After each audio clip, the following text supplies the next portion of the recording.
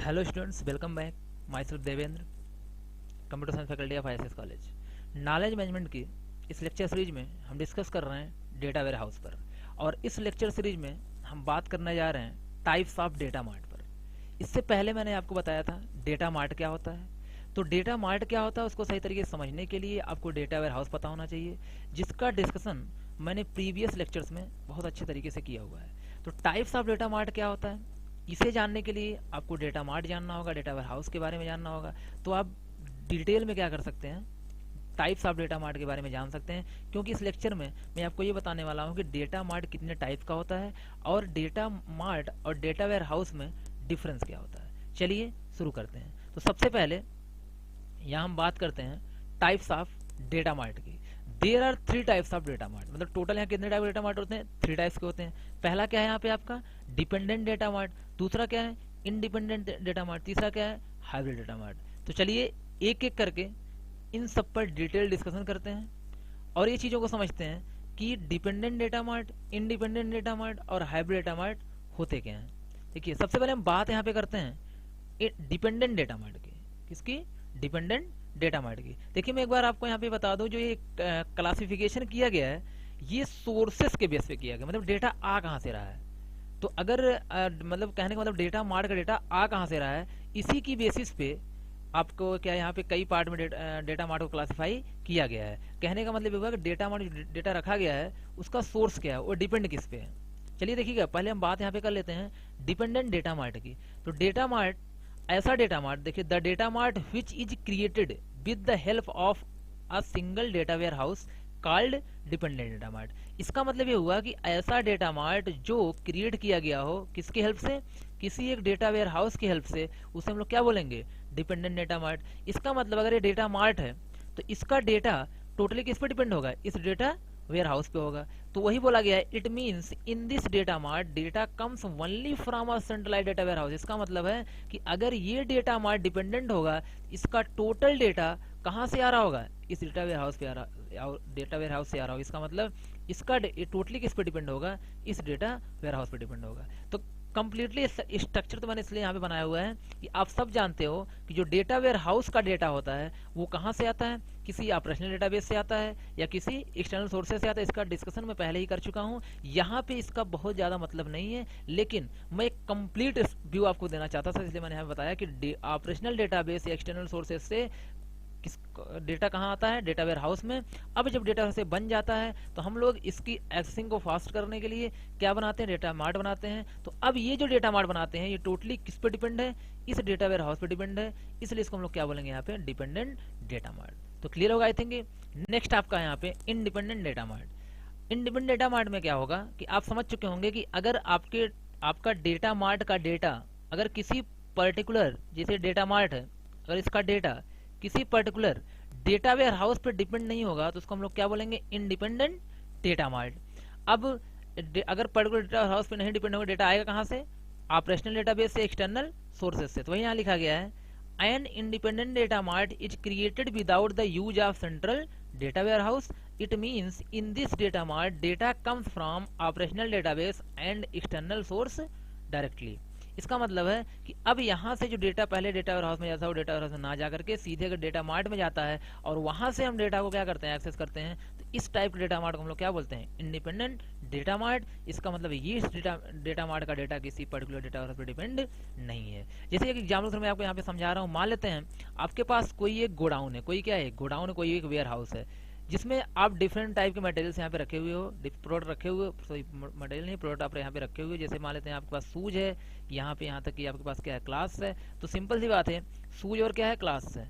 अगर सूज, अब आपको क्या करना है? यहाँ पे सेलिंग करनी है। अगर सेलिंग करनी होती है तो हम लोग क्या करते हैं? एक शॉप ओपन करते हैं। उसी शॉप को हम लोग यहाँ पे क्या बोलते हैं? मार्ट बोलते हैं। क्या बोलते हैं? मार्ट बोलते हैं। तो ये क्या है? सूज का कलेक्शन यहाँ पे होगा।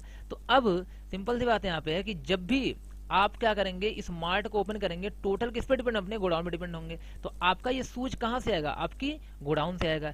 इसका मतलब है आपने जो शॉप ओपन करी है, आपने जो मार्ट की ओपन किया है, जो डेटा मार्ट आपका है वो किस पे डिपेंड है, आपके गोडाउन पे डिपेंड है। तो कैसा डेटा मार्ट हो गया आपका, ये डिपेंडेंट। कैसा हो गया आपका, डिपेंडेंट। लेकिन अगर मान लेते हैं आपके पास ये गोडाउन ना होता, आपके पास ये गोडाउन ना होता, तो आप सिंपल सी बात है जहां से मैन्युफैक्चर किया कहीं से किसी एक्सटर्नल सोर्स से क्या करते, अपने शॉप में सूज को लेके आते।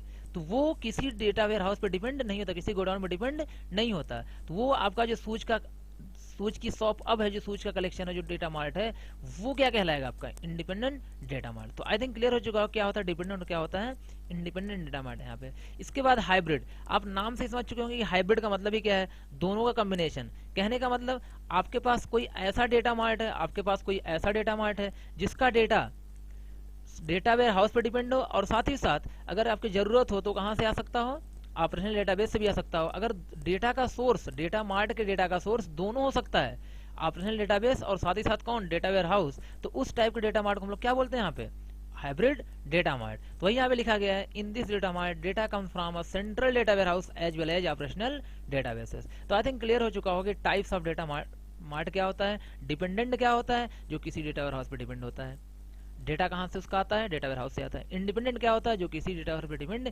नहीं होता है, उसका डेटा कहाँ से आता है, ऑपरेशनल डेटाबेसेस से आता है। हाइब्रिड डेटा मार्ट जो दोनों पे डिपेंड होता है, बोलता साथ ही साथ डेटा कहाँ से आता है, डेटा वेयर हाउस से भी आता है और ऑपरेशनल डेटाबेसेस से आता है।